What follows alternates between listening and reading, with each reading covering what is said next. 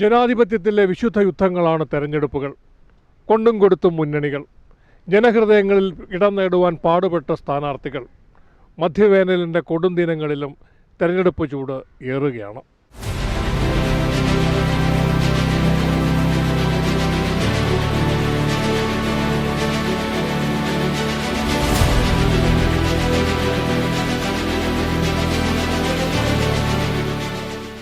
വൈദേശികാധിപത്യത്തിൻ്റെ കാലത്ത് തന്നെ ചരിത്രത്തിൽ ഇടം നേടിയ മേഖലയാണ് കൊച്ചി.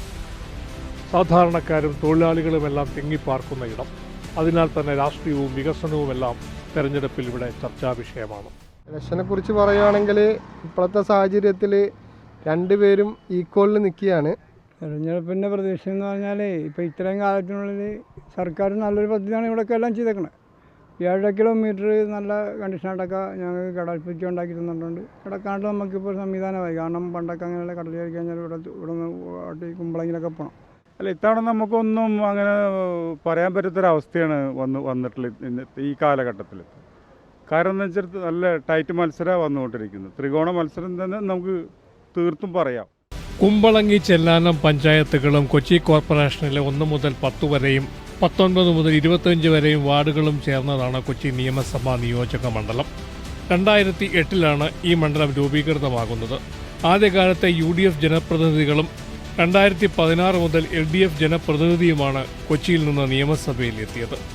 2016 മുൻ മന്ത്രിയും എറണാകുളം ജില്ലയിലെ പ്രമുഖ കോൺഗ്രസ് നേതാവുമായ ഡൊമിനിക് പ്രസന്റേഷനെ തോൽപ്പിച്ചാണ് CPMലെ KJ മാക്സി ആദ്യമായി നിയമസഭയിലെത്തിയത്. 2021 ജയം ആവർത്തിച്ചു. മണ്ഡലത്തിൽ 10 വർഷമായി ഉണ്ടായ വികസന പ്രവർത്തനങ്ങളും ജനങ്ങളുമായുള്ള നിരന്തര ബന്ധവും വോട്ടായി മാറും എന്ന പ്രതീക്ഷയിലാണ് LDF. പ്രവർത്തനത്തിൽ കൊച്ചി മണ്ഡലത്തിൽ ഏറെ മുന്നോട്ട് പോകാൻ കഴിഞ്ഞിട്ടുണ്ട് ഞങ്ങൾക്ക്. കഴിഞ്ഞ കാലത്ത് തെരഞ്ഞെടുപ്പിൽ നിന്ന് വ്യത്യസ്തമായിട്ട് എന്തൊക്കെ പ്രധാന അജണ്ടകളാണ് ഈ തെരഞ്ഞെടുപ്പുമായി ബന്ധപ്പെട്ട് ജനങ്ങളുടെ മുമ്പാകെ വെക്കുന്നത്? തെരഞ്ഞെടുപ്പ് കാലഘട്ടത്തിൽ ആദ്യം മത്സരിക്കുമ്പോഴും രണ്ടാമത് മത്സരിക്കുമ്പോഴും ജനങ്ങളുടെ ഓരോ കാര്യങ്ങൾ ജനങ്ങൾക്ക് മുമ്പിൽ അവതരിപ്പിച്ചിട്ടുണ്ട്. അവതരിപ്പിച്ച കാര്യങ്ങളൊക്കെ ചെയ്തു കൊടുക്കാൻ കഴിഞ്ഞിട്ടുണ്ട്. കൊച്ചി മണ്ഡലത്തെ സംബന്ധിച്ചിടത്തോളം ഏറെ പ്രധാന പ്രശ്നം ഉണ്ടായിരുന്നത് കുടിവെള്ള പ്രശ്നമായിരുന്നു. അന്ന് അങ്ങനെ അത് പറഞ്ഞാൽ ഞങ്ങൾ വോട്ട് പിടിച്ചത്. ആ പ്രശ്നത്തിന് വലിയ പരിഹാരം ഉണ്ടാക്കാൻ കഴിഞ്ഞിട്ടുണ്ട്. 6 MLD ഉണ്ടാകുന്ന സ്ഥലത്ത് 62 MLD എല്ലാം വർദ്ധിപ്പിച്ചു കൊച്ചിയിൽ. പിന്നെ കുറേ വർഷങ്ങൾ 10 വർഷം കഴിഞ്ഞല്ല, അപ്പം പിന്നെ ഉപഭോക്താക്കൾ കൂടിക്കൊണ്ടിരിക്കുകയാണ്. ഇപ്പോൾ വെള്ളത്തിനുള്ള ഇനിയും കൂട്ടേണ്ടതുണ്ട്. അതിൻ്റെ ശ്രമത്തിലാണ്. എവിടെയെങ്കിലുമൊക്കെ അല്ലെങ്കിൽ പ്രശ്നമൊക്കെ ഉണ്ടാവും. പക്ഷെ അതൊക്കെ ഇടപെട്ട് നമ്മൾ പരിഹരിക്കുന്നത്. നമ്മുടെ കൗൺസിലർമാർ ഇടപെടുന്നുണ്ട്, നമ്മുടെ സാഹചര്യം ഇടപെടുന്നുണ്ട്, പരിഹരിച്ചു കൊടുക്കുന്നുണ്ട്. പുതിയതായിട്ട് നമുക്ക് ഒരു കായിക മേഖലയിൽ എന്തെങ്കിലും കൊണ്ടുവരണമെന്നാണ് ഞങ്ങൾ ആലോചിച്ചിട്ടുള്ളത്. ഈ കൊച്ചി പ്രദേശത്ത് നമുക്ക് ഒരുപാട് ഗ്രൗണ്ടുകളുണ്ട്. നമുക്കൊരു ഇൻഡോർ സ്റ്റേഡിയം വേണമെന്നുള്ള ഞങ്ങൾ ആലോചിച്ചിട്ടുള്ളത്. അങ്ങനെ വരികയാണെങ്കിൽ ഒരു ഇൻഡോർ സ്റ്റേഡിയം കൊണ്ടുവരും. യുവ തലമുറയെ കൂടുതൽ പ്രോത്സാഹിപ്പിക്കൊണ്ടുവരാൻ വേണ്ടി മാത്രം ആ ഒരു കാര്യം ആലോചിക്കുന്നുണ്ട്. കൂടാതെ വിദ്യാഭ്യാസ മേഖലക്കും ആരോഗ്യ മേഖലക്കും മറ്റു മേഖലക്കും പശ്ചാത്തല സൗകര്യ വികസനത്തിനുള്ള കാര്യങ്ങളൊക്കെ വരുന്നുണ്ട്. പ്രധാനപ്പെട്ടത് ഞങ്ങൾ ആഗ്രഹിക്കുന്നു. അപ്പോൾ അങ്ങനെ പോകുമ്പോൾ LDFനെ പറ്റിയോ ഗവൺമെൻറ്റിനെ പറ്റിയോ ഇതുവരെ ഒരു നെഗറ്റീവും MLA പറ്റിയോ നിലവിലുള്ള MLA പറ്റിയോ ഗവൺമെൻറ്റിനെ പറ്റിയോ നെഗറ്റീവായിട്ട് ഞങ്ങളുടെ ശ്രദ്ധയിൽപ്പെട്ടിട്ടില്ല. പിന്നെ അവർ ആരോപണത്തിന് വേണ്ടി വല്ലതൊക്കെ പറയും. അത് ആരോപണങ്ങളാണ്. ആരോപണങ്ങൾ എപ്പോഴും പറയുമല്ല. ഞങ്ങൾ ചെയ്ത കാര്യങ്ങൾ ജനങ്ങളെ ഉറപ്പപ്പെടുത്തി മുന്നോട്ട് പോവുകയാണ്. കൊച്ചി മണ്ഡലത്തിൽ എന്നല്ല ജില്ലയിലും സംസ്ഥാനത്താകെയും അറിയപ്പെടുന്ന DCC അധ്യക്ഷൻ കൂടിയായ മുഹമ്മദ് ഷിയാസാണ് കോൺഗ്രസ് സ്ഥാനാർത്ഥിയായി അംഗം കുറിച്ചിരിക്കുന്നത്. ഭരണവിരുദ്ധ വികാരവും മണ്ഡലത്തിൽ കോൺഗ്രസിനുള്ള സ്വാധീനവും ജയം സമ്മാനിക്കും എന്ന് UDF കരുതുന്നു. വലിയ പ്രതീക്ഷയാണ്. ജനങ്ങൾ ഈ വിധിയെഴുത്തിന് വേണ്ടി കാത്തു നിൽക്കുകയാണ്. കാരണം 10 വർഷക്കാലത്തെ ഈ പിണറായി സർക്കാരിനെതിരായിട്ടുള്ള ഒരു വലിയ പ്രതിഷേധം ജനങ്ങളുടെ മനസ്സിലുണ്ട്. കാരണം ജനങ്ങൾ ആഗ്രഹിച്ചതുപോലെ ഒരു ഭരണമല്ലായിരുന്നു. സമസ്ത മേഖലകളിലും ജനങ്ങൾക്കെല്ലാം ദുരിതം സമ്മാനിച്ച ഒരു സർക്കാരാണ് ഏത് മേഖല എടുത്താലും. അപ്പോൾ ജനങ്ങൾക്കും മടുത്തു.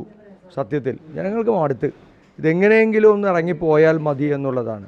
അപ്പോൾ ജനങ്ങളുടെ പ്രതിഷേധത്തെയും അവരുടെ ആവശ്യങ്ങളെയും നിരാകരിക്കുകയും ഏകാധിപത്യ രീതിയിലുള്ള പ്രവണതകൾ നടത്തുകയും ചെയ്യുന്ന ഒരു ഏകാധിപതികളെയും കേരളത്തിൽ വച്ചുവാഴിച്ചിട്ടില്ല. അപ്പോൾ അത് അവർക്കുള്ള ശിക്ഷ കഠിനമായ ശിക്ഷയായിരിക്കും. അപ്പോൾ അത് തീർച്ചയായും ഈ 9-ാം തീയതി ആ ശിക്ഷ നടപ്പിലാക്കുകയാണ് ജനങ്ങൾ. അത് ഐക്യജനാധിപത്യ മുന്നണിക്ക് അനുകൂലമാണ്. കാരണം കഴിഞ്ഞ 10 വർഷക്കാലം ഞങ്ങൾ പ്രതിപക്ഷം എന്നുള്ള രീതിയിൽ വിവിധ വിഷയങ്ങളിൽ ഞങ്ങളെടുത്ത നിലപാടുകൾ ജനങ്ങൾക്കറിയാം. ആ നിലപാടുകൾ ജനങ്ങളത് വിശ്വസിച്ചിട്ടുണ്ട്. ഞങ്ങൾ സർക്കാരിനെ മാത്രം കുറ്റപ്പെടുത്തിയിട്ടല്ല ഈ തെരഞ്ഞെടുപ്പിനെ നേരിടുന്നത്. ഈ തെരഞ്ഞെടുപ്പിൽ സർക്കാർ എവിടെയൊക്കെ പരാജയപ്പെട്ടിട്ടുണ്ടോ ആ പരാജയപ്പെട്ട സ്ഥലങ്ങളിലെല്ലാം ഞങ്ങൾക്കൊരു ഓൾട്ടർനേറ്റീവ് ഉണ്ട്.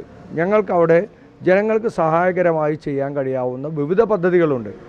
ആ പദ്ധതികൾ നടപ്പിലാക്കുന്നതിന് ഞങ്ങൾ ആ പദ്ധതികളെക്കുറിച്ച് ജനങ്ങളുമായി ഞങ്ങൾ സംസാരിച്ചിട്ടുണ്ട്. അപ്പോൾ അത് തീർച്ചയായും ജനങ്ങൾക്കൊരു വലിയ പ്രതീക്ഷ ഉണ്ടാക്കിയിട്ടുണ്ട്. അതുകൊണ്ട് UDF അധികാരത്തിൽ വരും. ചരിത്ര ഭൂരിപക്ഷത്തോടു കൂടി UDF വിജയിക്കുകയും ചെയ്യും. UDF മെഷീനറി എത്രത്തോളം ചലിച്ചു തുടങ്ങിയിട്ടുണ്ട്? അതിൻ്റെ ഗുണങ്ങളും മറ്റു കാര്യങ്ങളും കണ്ടു തുടങ്ങിയത്? അല്ല, ഞങ്ങൾ കഴിഞ്ഞ തദ്ദേശ തെരഞ്ഞെടുപ്പ് 3 മാസക്കാലം മുമ്പ് നടന്ന തദ്ദേശ തെരഞ്ഞെടുപ്പ്, ആ തദ്ദേശ തെരഞ്ഞെടുപ്പിന് വേണ്ടി 1.25 വർഷക്കാലം മുമ്പ് ഞങ്ങൾ ഒരുക്കം തുടങ്ങിയതാണ്. മിഷൻ 25ൻ്റെ ഭാഗമായി ഞങ്ങൾ തുടങ്ങിയ ആ ഒരുക്കം വോട്ടർ പട്ടികയിൽ പേര് ചേർപ്പിക്കുക, നീക്കം ചെയ്യുക, ഭവന സന്ദർശനം നടത്തുക, ഡീലിമിറ്റേഷൻ പ്രോസസ്സിൽ പങ്കാളികളായി, ഞങ്ങളുടെ വാർഡ് തലത്തിലുള്ള കുടുംബ സംഗമങ്ങൾ, അങ്ങനെ വിവിധ പദ്ധതികൾ ഞങ്ങൾ നടത്തി. അതിനോടൊപ്പം തന്നെ നിയമസഭാ തെരഞ്ഞെടുപ്പിൻ്റെ മുന്നൊരുക്ക പ്രവർത്തനങ്ങളും അതിനോടൊപ്പം ഞങ്ങൾ നടത്തിയായിരുന്നു. ലോക്കൽ ബോഡി തെരഞ്ഞെടുപ്പിൽ വോട്ട് ചേർക്കാൻ കിട്ടിയ വോട്ടുകൾ അതേ പാടി തന്നെ നിയമസഭാ തെരഞ്ഞെടുപ്പിൽ ഞങ്ങൾ ചേർപ്പിച്ചിരുന്നു. അതുമാത്രമല്ല, താഴെത്തട്ടിൽ പാർട്ടി വളരെ സജീവമാണ്. ബൂത്ത് തലങ്ങളിൽ, വാർഡ് തലങ്ങളിൽ വളരെ സജീവമാണ്. അപ്പോൾ ആ സജീവത ഈ 3 മാസക്കാലത്തിനിടയ്ക്ക് കുറേ കൂടി നന്നാക്കി. തെരഞ്ഞെടുപ്പ് കഴിഞ്ഞതിന് ശേഷം ഉടനെ തന്നെ ഞങ്ങൾ നിയമസഭാ തെരഞ്ഞെടുപ്പിന് മുന്നൊരുക്ക പ്രവർത്തനങ്ങളിലേക്ക് കടന്നു. ഇപ്പോൾ ഡീലിമിറ്റേഷൻ പ്രകാരം പുതിയ ബൂത്ത് കമ്മിറ്റികളുണ്ടായി. ആ ബൂത്ത് കമ്മിറ്റികൾക്ക് പുതിയ കമ്മിറ്റികൾ ഞങ്ങൾ വെച്ചു. അവിടെ പ്രവർത്തനങ്ങൾ നടത്തുന്നു. അപ്പോൾ അങ്ങനെ ചടുലമായ പ്രവർത്തനങ്ങൾ ചുരുങ്ങിയ ദിവസം കൊണ്ട് ഏറ്റവും നല്ല ഭംഗിയായ പ്രവർത്തനം, തെരഞ്ഞെടുപ്പിൻ്റെ മുന്നൊരുക്ക പ്രവർത്തനം നടത്താൻ ഞങ്ങളുടെ സഹപ്രവർത്തകരായിട്ടുള്ള മുഴുവൻ ആളുകളും, ഈ കഠിനമായ വെയിലാണ്, അതിനേക്കാൾ വലിയ രാഷ്ട്രീയ ചൂട് എന്നുള്ളത് മനസ്സിലാക്കി അത് ഞങ്ങൾ ഇറങ്ങിത്തിരിച്ചിട്ടുണ്ട്. കൊച്ചി മണ്ഡലത്തിൽ ഏറെ പരിചിതനായ അഡ്വക്കേറ്റ് സേവിയർ ജൂലപ്പനാണ് ഇവിടെ NDA സ്ഥാനാർത്ഥി. 2020-ക്കാണ് മുന്നണി ഇത്തവണ മത്സരിക്കുവാൻ സീറ്റ് നൽകിയത്. ഇരു മുന്നണികളെയും പരാജയപ്പെടുത്തി വിജയം നേടാൻ ആകുമെന്നാണ് NDAയുടെ പ്രതീക്ഷ. NDA വളരെ വ്യക്തമായ ഒരു വികസനത്തിൻ്റെ സന്ദേശവുമായിട്ടാണ് തെരഞ്ഞെടുപ്പിലേക്ക് വരുന്നത്. ഇത്തവണ കൊച്ചിയുടെ രാഷ്ട്രീയ പോരാട്ടം വികസിത കൊച്ചിക്ക് വേണ്ടി എന്നുള്ള മുദ്രാവാക്യം ജനങ്ങൾ സർവാത്മന സ്വാഗതം ചെയ്യുകയാണ്.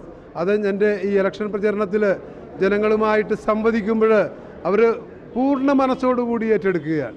ജനങ്ങളുടെ മുൻപിൽ അജണ്ട എന്ന് പറഞ്ഞാൽ കഴിഞ്ഞ 40 വർഷത്തിലേറെയായി ഈ കൊച്ചിയുടെ ഓരോ മുക്കും മൂലയിലും നടന്ന് പശ്ചിമ കൊച്ചിയുടെ വികസന രേഖ പ്രചരിപ്പിച്ചിട്ടുള്ളൊരു വ്യക്തിയാണ് ഞാൻ. വർഷം എത്ര കഴിഞ്ഞിട്ടും പല പ്രശ്നങ്ങളും ഇന്നും അതേപടി തന്നെ നിൽക്കുകയാണ്. അപ്പോൾ നമ്മൾക്ക് നിരന്തരമായ പ്രശ്നങ്ങൾ ഒത്തിരിയുണ്ട്. നമുക്ക് കടലാക്രമണത്തിൻ്റെ പ്രശ്നം പൂർണ്ണമായി പരിഹരിക്കപ്പെട്ടിട്ടില്ല. ശുദ്ധജലക്ഷാമത്തിൻ്റെ പ്രശ്നമുണ്ട്, കാർഷിക തകർച്ചയുടെ പ്രശ്നമുണ്ട്, ഓരുവെള്ളം, വീടുകൾ മുഴുവൻ ഉപ്പുവെള്ളം കയറുന്ന പ്രശ്നമുണ്ട്. നമുക്കതോടൊപ്പം തന്നെ ടൂറിസം രംഗത്തെ അനന്ത സാധ്യതകൾ നമുക്ക് സാഫല്യത്തിലെത്തിക്കാൻ പറ്റാത്ത പ്രശ്നങ്ങളുണ്ട്, ആരോഗ്യരംഗത്തെ പ്രശ്നങ്ങളുണ്ട്, ഇനിയും റോഡുകളുടെ പ്രശ്നങ്ങളുണ്ട്, പാലങ്ങളുടെ പ്രശ്നങ്ങളുണ്ട്, ഉൾനാടൻ റോഡുകളുടെ പ്രശ്നങ്ങളുണ്ട്. അതിനേക്കാൾ ഉപരി കൊച്ചി നാളെ എങ്ങനെ ആകണമെന്നുള്ള ഒരു ഐഡിയ, ഒരു കാര്യം ഇന്നും രാഷ്ട്രീയ പാർട്ടികൾ സംസാരിച്ച് തുടങ്ങിയിട്ടില്ല. അതുകൊണ്ട് തന്നെയാണ് ഈ കൊച്ചി മെട്രോ എന്ന് പറയുന്ന മെട്രോ കൊച്ചിയിലേക്ക് കൊണ്ടുവരാൻ ഇന്നും ഇപ്പോൾ വരെ ഒരു രാഷ്ട്രീയ നേതാവോ ഒരു രാഷ്ട്രീയ ജനപ്രതിനിധിയോ ഒരിക്കൽ പോലും നാവ് ഉയർന്നിട്ടില്ല എന്നുള്ള ഖേദകരമായ, സങ്കടകരമായ, നാണംകെട്ട ഒരവസ്ഥയിലാണ് നമ്മൾ നിൽക്കുന്നത്. റെസ്പോൺസ് വളരെ നല്ല. ഞാൻ ഇന്ന് രാവിലെ മത്സ്യത്തൊഴിലാളികളുമായി സംവദിച്ചിരുന്നു. ഞാൻ അവരോട് പറയുകയായിരുന്നു, മത്സ്യത്തൊഴിലാളികളുടെ വേദനകൾ, തീരദേശത്തിൻ്റെ വേദനകൾ എനിക്കാരും പറഞ്ഞു തരണ്ട. അവരത് സർവാത്മന സ്വാഗതം ചെയ്യുകയാണ്. ഞാൻ അവരോട് ചോദിച്ചു, നമുക്കൊരു മാറ്റം വേണ്ടേ? അവരെല്ലാവരും പറയുന്നു മാറ്റം വേണം. അത് വലിയൊരു പ്രചോദനവും ഒരു ആത്മവിശ്വാസവുമാണ്. കനത്ത ചൂടിലും കൊച്ചിയിൽ പോരാട്ടം കനക്കുകയാണ്. ഇപ്പം തന്നെ എന്താണെങ്കിലും പെൻഷൻ ആണെങ്കിലും എങ്ങനെയൊക്കെ ആണെങ്കിലും അത് അവർ ചെയ്യുകയില്ല. നമുക്ക് ഇനിയിപ്പോൾ നമുക്ക് പറയാൻ പറ്റിയല്ല പുതിയ ഗവൺമെൻറ് വരും.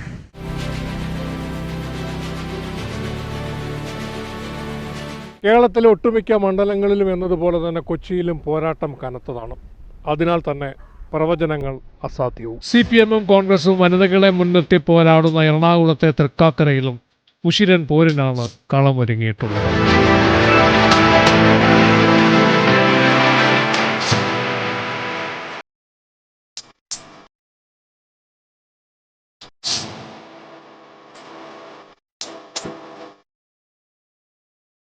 2011 ബെന്നി ബെഹനാനിലൂടെ കോൺഗ്രസ് പിടിച്ച മണ്ഡലം. പിന്നീട് 2016 21 പി ടി തോമസും 2022 പി ടിയുടെ അകാല മരണത്തോടെ ഉമാ തോമസും നിലനിർത്തുകയായിരുന്നു. പി ടിയുടെ വികസന തുടർച്ചയിലൂന്നി മണ്ഡലത്തെ നയിച്ച ഉമാ തോമസ് ഇക്കുറിയും തികഞ്ഞ വിജയപ്രതീക്ഷയിലാണ്. കെടുകാര്യസ്ഥതയുള്ള ഭരണം, അതുപോലെ തന്നെ കള്ളന്മാരെയും കൊള്ളക്കാരെയും ശബരിമലയിൽ പോലും സ്വർണം കെട്ട അവരെ എല്ലാവരെയും ഒതുക്കി തീർക്കാൻ ഈ നാട്ടില് സാധാരണക്കാരും ആഗ്രഹിക്കാത്ത ഈ ഭരണം 10 വർഷമായി മനുഷ്യനെ ബുദ്ധിമുട്ടിക്കുന്ന, അതുപോലെ തന്നെ സാധാരണക്കാരൻ്റെ വേദന മനസ്സിലാക്കാത്ത, കാരുണ്യ പദ്ധതി പോലും ഇല്ലാതാക്കി തീർത്ത ഈ ഗവൺമെന്റിനെതിരെ ശക്തമായി UDF മുന്നോട്ട് പോകുകയാണ്. തീർച്ചയായിട്ടും ടീം UDF എല്ലായിടത്തും വിജയിച്ചു വരും. അതിൻ്റെ കാഹളം മുഴങ്ങിക്കഴിഞ്ഞു, ശങ്കുലി കേട്ടുകൊണ്ടിരിക്കുകയാണ്. ഏപ്രിൽ 9 അതിനുള്ള തീരുമാനം തൃക്കാക്കര എടുക്കുന്നതിനോടൊപ്പം ഈ കേരളം മുഴുവൻ എടുക്കും എന്ന് ഉറപ്പുണ്ട്.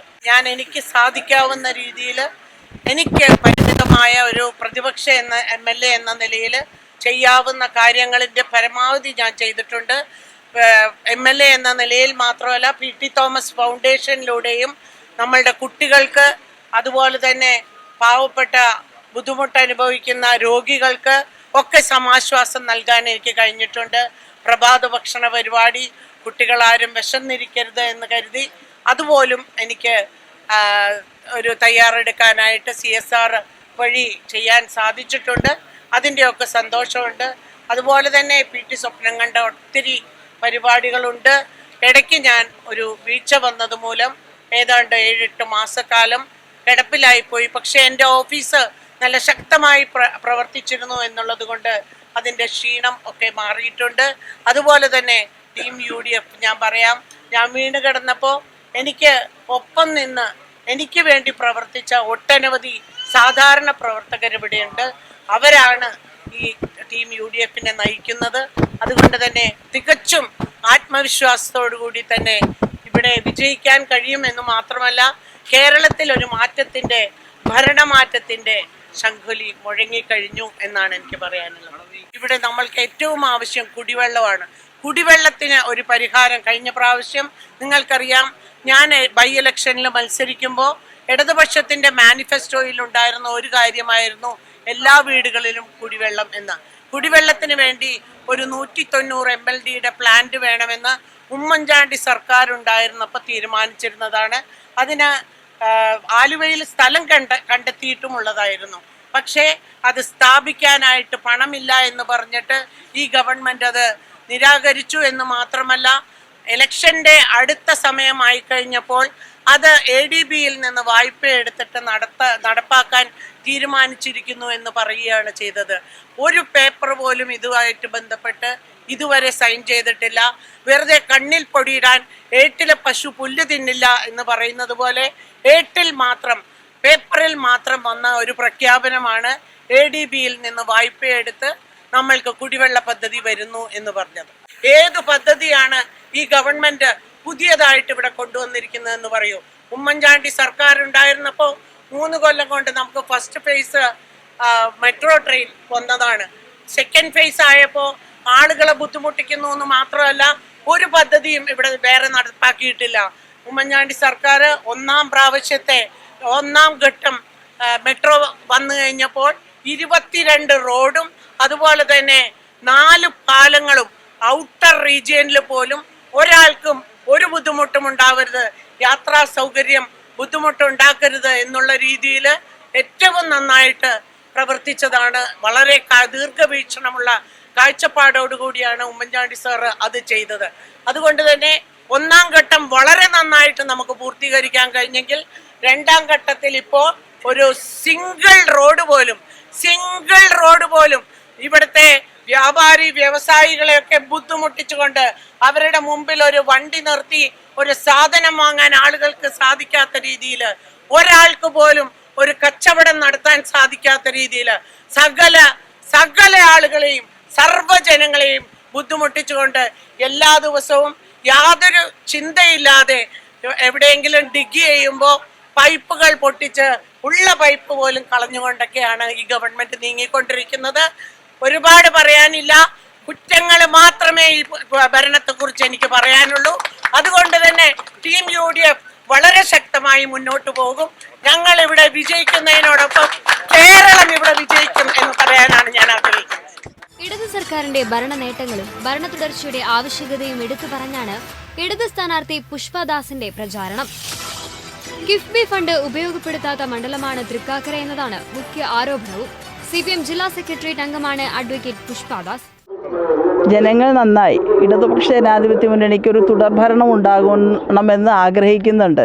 ഇപ്പോൾ സ്ഥാനാർത്ഥി എന്ന നിലയിൽ ഈ മണ്ഡലത്തിൻ്റെ വിവിധ ഭാഗങ്ങളിൽ വോട്ടർമാരെ സമീപിക്കുമ്പോൾ കേരളത്തിൽ കഴിഞ്ഞ 10 വർഷം ഉണ്ടായിട്ടുള്ള വികസന നേട്ടങ്ങൾ അവർ സ്ഥാനാർത്ഥി എന്ന നിലയിൽ എന്നോട് പറയുകയും അത് നിലനിൽക്കണമെന്ന് ആഗ്രഹിക്കുന്ന രീതിയിലുള്ള സംസാരവും വരുന്നുണ്ട്. തികഞ്ഞ ആത്മവിശ്വാസത്തോടു കൂടിയാണ് സ്ഥാനാർത്ഥി എന്ന നിലയിൽ ഇവിടെ ഞാൻ പര്യടനമായിട്ട് മുന്നോട്ട് പോകുന്നത്. ഇടതുപക്ഷ ജനാധിപത്യ മുന്നണിയെ സംബന്ധിച്ചിടത്തോളം ഞങ്ങൾ വളരെ നേരത്തെ തന്നെ തെരഞ്ഞെടുപ്പുമായി ബന്ധപ്പെട്ടുകൊണ്ടുള്ള സംഘടനാ സംവിധാനം തെരഞ്ഞെടുപ്പ് സംവിധാനത്തിലേക്ക് മാറിയിട്ടുണ്ടായിരുന്നു. പിന്നെ ജനങ്ങളിൽ നിന്ന് പ്രവർത്തിക്കുന്ന ഒരു സംഘടന എന്ന നിലയിൽ വലിയ ബുദ്ധിമുട്ടൊന്നും ഉണ്ടായിട്ടില്ല. 100% ആത്മവിശ്വാസത്തോടു കൂടിയാണ് പോകുന്നത്. തൃക്കാക്കരയിലെ NDAയുടെ 2020 സ്ഥാനാർത്ഥി അഖിൽ മാരാരും കളം നിറഞ്ഞ് നിൽക്കുകയാണ്. നഗര കേന്ദ്രീകൃതമായ മണ്ഡലമായി അറിയപ്പെടുന്ന തൃക്കാക്കര അഖിൽ മാരാരിലൂടെ പിടിച്ചെടുക്കാമെന്ന പ്രതീക്ഷയിലാണ് NDA. ഞാൻ പോകുന്ന ഓരോ മേഖലയിൽ നിന്ന് കിട്ടുന്ന റെസ്പോൺസ് എന്നെ അത്ഭുതപ്പെടുത്തുന്നതാണ്. രണ്ട് തരത്തിലാണ് അത് അത്ഭുതപ്പെടുത്തുന്നത്. പലപ്പോഴും ജനങ്ങളെ തിരിച്ചറിയാതെ പോയിട്ടുള്ള ജനപ്രതിനിധികൾ എന്നുള്ള ഒരു ഫീല് പലയിടത്തും കിട്ടുന്നുണ്ട്. പലർക്കും നമ്മുടെ ഇന്നലകളിലുള്ള പല MLA-മാരെ കാണാൻ പോലും കിട്ടിയിരുന്നില്ല എന്നൊരു പരാതി അവർ പറയുകയുണ്ടായി. കഴിഞ്ഞ 4 വർഷമായിട്ടുള്ള MLA-യുടെ വിലയിരുത്തലിൻ്റെ ഒരു തെരഞ്ഞെടുപ്പ് കൂടിയായി മാറണം, ഭരണത്തിൻ്റെ വിലയിരുത്തൽ കൂടിയാവണം ഈ തെരഞ്ഞെടുപ്പ്. അതിൻ്റെ കൃത്യമായ റിഫ്ലക്ഷൻ നമുക്ക് എല്ലാ മേഖലയിൽ നിന്നും കിട്ടുന്നുണ്ട്. അഭൂതപൂർവമായ ഒരു സ്വീകാര്യത പല മേഖലയിൽ നിന്നും ലഭിക്കുന്നുണ്ടെന്നുള്ളതാണ്.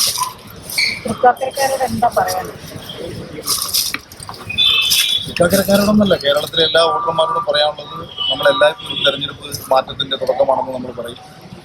അല്ലെങ്കിൽ ജനത്തിൻ്റെ ഒരു സ്വതന്ത്ര പൗരൻ്റെ ഏറ്റവും പരമമായ അധികാരം അവൻ്റെ ചൂണ്ടുവരു തുമ്പാണെന്ന് നമ്മൾ പലപ്പോഴും പ്രസംഗിക്കാറുണ്ട്. പക്ഷേ ദൗർഭാഗ്യവശാൽ പല തെരഞ്ഞെടുപ്പുകളിലും നമ്മുടെ അധികാരം ഉപയോഗിക്കാറില്ല. ഈ എന്തൊക്കെ കാട്ടിക്കൂട്ടിയാലും എന്തെല്ലാം ചെയ്തു വെച്ചാലും നമുക്ക് ഭയങ്കര മറവിയുള്ളൊരു ജനതയാണ് നമ്മുടേത്. നമ്മളെല്ലായ്പ്പോഴും അവസാന സമയത്ത് എന്താണ് സംഭവിച്ചതെന്നതിനെ കുറിച്ച് മാത്രമേ ചിന്തിക്കൂ. ഇന്നലകളിൽ ഇവരൊക്കെ എന്താണ് നമ്മോട് ചെയ്തതെന്ന് പലപ്പോഴും ആരും ആലോചിക്കാറില്ല. അതുകൊണ്ട് തന്നെ ഈ മറവി ഒരു ശാപമായി മാറിയ നമ്മുടെ നാട്ടിൽ ആ മറവി മറന്ന് കൃത്യമായി ചിന്തിച്ച് ഏറ്റവും അനുയോജ്യരായിട്ടുള്ള 140 MLA-മാരെ നിയമസാമാജികരെ തിരഞ്ഞെടുക്കാനുള്ള ഒരു അവസരമാണ് നമുക്ക് മുമ്പിലുള്ളത്. അത് തൃക്കാക്കരയിലെ ജനങ്ങളോട് ഞാൻ പറയുന്നു, കേരളത്തിലെ എല്ലാ വോട്ടർമാരോടും പറയുന്നത് മാത്രമാണ് ഈ തെരഞ്ഞെടുപ്പിൽ വളരെ ചിന്തിച്ചു. തൃക്കാക്കര നഗരസഭ, കൊച്ചിൻ കോർപ്പറേറ്റിന്റെ ചില ഭാഗങ്ങൾ, Edappally, Vazhakkala, Thrikkakara west and east, കളമശ്ശേരിയുടെ ചില ഭാഗങ്ങൾ ചേർന്നതാണ് തൃക്കാക്കര മണ്ഡലം. കേരളത്തിലെ പ്രമുഖ IT ഹബ്ബായ ഈ മണ്ഡലത്തിലാണ് ജില്ലാ കളക്ടറേറ്റും ഇൻഫോ പാർക്കുമെല്ലാം സ്ഥിതി ചെയ്യുന്നത്. 1,81,261 മണ്ഡലത്തിലെ വോട്ടർമാരുടെ കണക്ക്.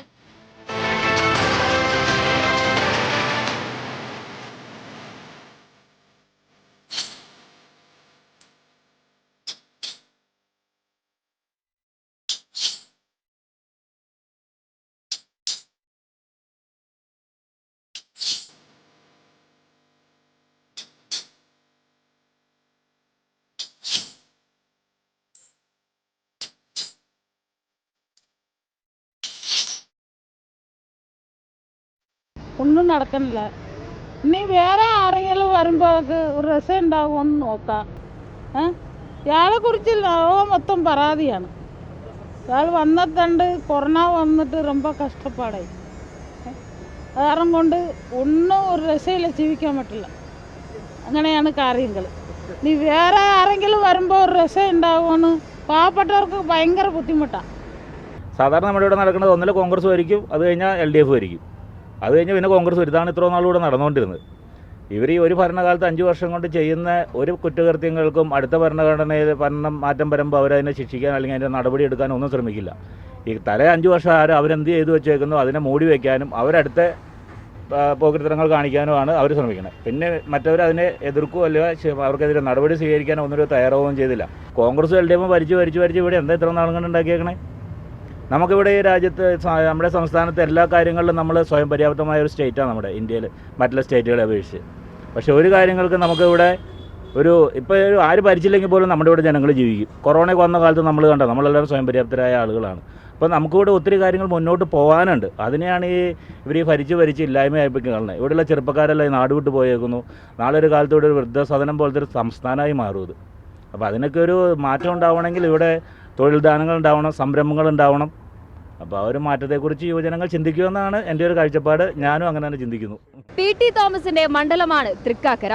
അദ്ദേഹം അന്തരിച്ചതിനെ തുടർന്നുണ്ടായ ഉപതെരഞ്ഞെടുപ്പിൽ അദ്ദേഹത്തിന്റെ ഭാര്യ ഉമാ തോമസ് വൻ ഭൂരിപക്ഷത്തോടെയാണ് വിജയിച്ചത്. അദ്ദേഹത്തിന്റെ ഓർമ്മകൾ തിങ്ങി നിൽക്കുന്ന മണ്ഡലത്തിൽ വീണ്ടും വിജയിക്കാൻ ഒരുങ്ങുകയാണ് ഉമാ തോമസ്. അതേസമയം ഓരോ വീടിന്റെയും അകത്തളങ്ങളിലും സുപരിചിതയായ തൃക്കാക്കര മണ്ഡലം LDF സ്ഥാനാർത്ഥി അഡ്വക്കേറ്റ് പുഷ്പദാസും വിജയിക്കുമെന്നുള്ള ആത്മപ്രതീക്ഷയിലാണ്. 2020 സ്ഥാനാർത്ഥി അഖിൽ മാരാരും ശക്തമായ പോരാട്ടത്തിന് ഒരുങ്ങി നിൽക്കുകയാണ്.